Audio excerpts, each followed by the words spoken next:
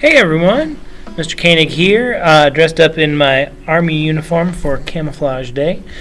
Just a review of what we did today in class. First of all, keep on practicing that spider Speedway.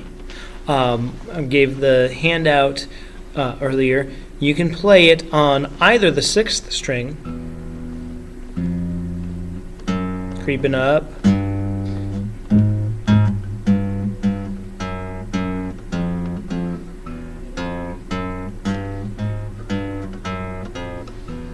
or on the 1st string.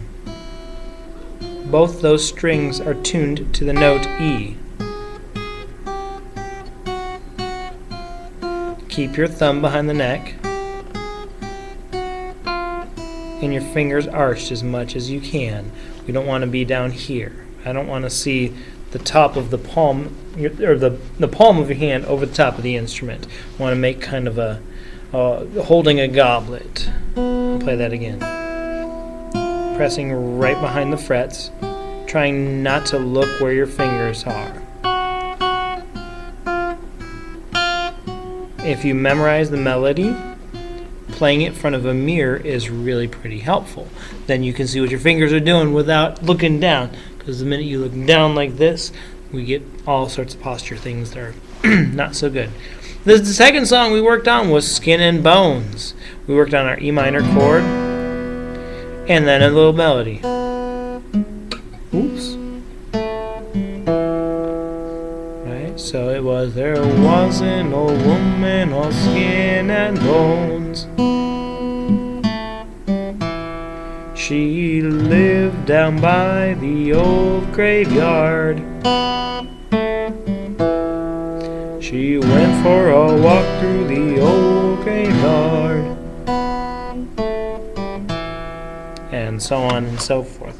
When you do that, try not to look at your fingers as much as you can, but if you do need to look at your fingers, make it brief, and also try to make sure that your guitar is perpendicular to the floor, that you look over the top as opposed to bringing it back. The minute you start to bring it back and the fretboard starts to point to the ceiling, or the body starts to point up diagonally, this hand here gets to be kind of torqued and cramped and stuff. We want to bring that back this way. We want to keep the neck elevated as much as possible. If you can put your foot up on a stool or on a book or something thick.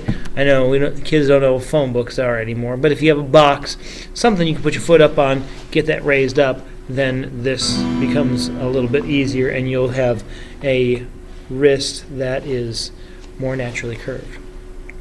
That's pretty much all for this week. Next week's Halloween, so we'll be doing that a little bit more spooky as well.